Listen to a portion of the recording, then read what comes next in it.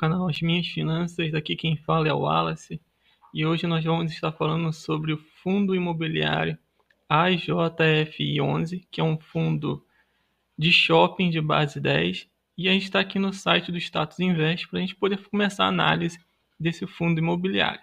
A gente pode ver que o valor dele atual é de R$ 8,63 por cota e o seu dividend yield é de 6,53. A gente pode também olhar aqui para o gráfico, né, da cotação dele. A gente vai ver que o fundo ele tem o seu primeiro IPO, né, sua primeira emissão de cotas no valor de R$ 9,86 e hoje ele se encontra no valor de R$ 8,63. A gente pode perceber que ele teve uma queda de mais de R$ 1 no seu valor de cota em menos de um ano, porque ele foi criado em novembro do ano passado. O seu valor patrimonial por cota é de R$ 12,25 e o seu preço sobre o valor patrimonial é de 0,70. O que isso significa? Significa que o fundo está com desconto de 30%. Né? O 0 a 0 é 1%, acima de 1 está caro, abaixo de 1 está com desconto. E a gente pode ver aqui o último rendimento, o último provento que foi pago pelo FII, foi agora no dia 19/7, ele pagou o valor de 6 centavos por cota. Agora vamos dar uma olhada no relatório da gestão. E aqui a gente tem, primeira coisa a olhar quando a gente vai ver um relatório, é o objetivo do fundo. E o fundo tem por objetivo investir em exploração comercial imobiliária, né, ou seja, na modalidade de shopping. Só que aqui ele também fala que está vinculado a Almeda Júnior ou indiretamente com sociedades integrantes do conglomerado da Almeda Júnior. Então é um fundo que está vinculado a Almeda Júnior. Como eu disse, ele foi criado em 1º de novembro de 2023, né? E a gente tem como gestor a Capitânia e o administrador é a XP. A taxa de administração, ou seja, a taxa que a gente paga a XP é de 0,10% e a taxa que a gente paga a Capitânia é de 0,60%. E aqui o benchmark, né, que ele vai se nivelar é o IFIX, né? E ainda olhando aqui para o fundo, outro dado que a gente tem que ter de importante na hora de olhar um relatório é o comentário de gestor, é porque aqui ele fala com o que vai estar acontecendo no fundo. E aqui ele vai falar, ó, bem no início, o relatório de junho está sendo enviado logo na sequência do relatório de maio, para seguirmos o mesmo padrão adotado pelos demais fundos da gestora. Lembrando que a gestora é a Capitânia. E aqui ele fala, né, que o relatório de junho ele vai ser enviado no mês seguinte. Ou seja, o do relatório de junho vai sair no mês de julho, o de julho no mês de agosto e assim por diante. Então, no mês de julho, a gente está olhando aqui o mês de junho. Então, a gente vai ver como se encontra as finanças, né, no mês de junho. Aqui tem outra coisa importante também, que é a projeção do desenvolvimento do fundo, do dividend yield do fundo. E a gente pode olhar aqui na linha de baixo do dividend yield projetado, que eles queriam sair da casa de 8,40% para chegar aos 11%. E lá no início do vídeo você pode ver lá no Status Invest que o dividend yield atual do fundo é de 6,53%. Ou seja, iniciou no primeiro ano 8,40 e caiu para 6,53, ou seja, o dividend yield projetado não está seguindo o projeto, como vocês podem analisar. E outra coisa importante que temos que olhar aqui para o fundo é a performance do fundo, para ver se ele está performando bem ou não. E se a gente olhar aqui para as receitas, nós vamos ver aqui para o mês de junho, que é o que a gente está analisando agora, é uma receita bruta, né, de 3 bilhões 287.880.000. Então, superou em muito a receita, com mais de 3 bilhões de reais. E aqui a gente pode ver que de onde está vindo o resultado para a gente ter uma receita tão grande. Majoritariamente do resultado dos shoppings que estão sobre a gestão aqui desse fundo imobiliário, e a outra parte vem do resultado do caixa. Por que se tem um resultado de caixa? Porque o dinheiro ele fica alocado em títulos de renda fixa, o Tesouro Direto, o Tesouro IPCA. Então, para que o fundo possa gerar renda e o dinheiro não ficar parado. É igual a gente. A gente não quer pegar o dinheiro, aquele dinheiro que a gente guarda, a gente quer que ele se transforme mais. E o fundo faz a mesma coisa. E aí nós temos aqui a despesa bruta, né, de 308 milhões. Então o fundo ele ganha 3 bilhões e gasta 308 milhões aqui no mês de junho de 2024. E aqui a gente tem a taxa da gestão, taxa de administração e custódia e outras despesas operacionais. O que é despesas operacionais, minha gente?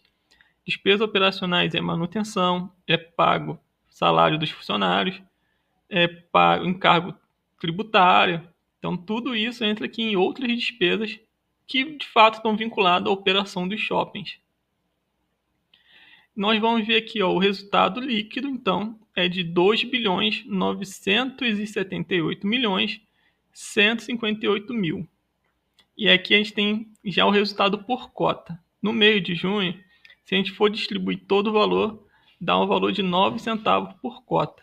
Mas o fundo ele não distribui o valor integral. Ele está distribuindo 1 bilhão 887 milhões 559 mil, o que dá um resultado de 6 centavos por cota. E se a gente olhar aqui, a gente consegue olhar para essa linha e perceber que ao longo do tempo o provento pago vai caindo.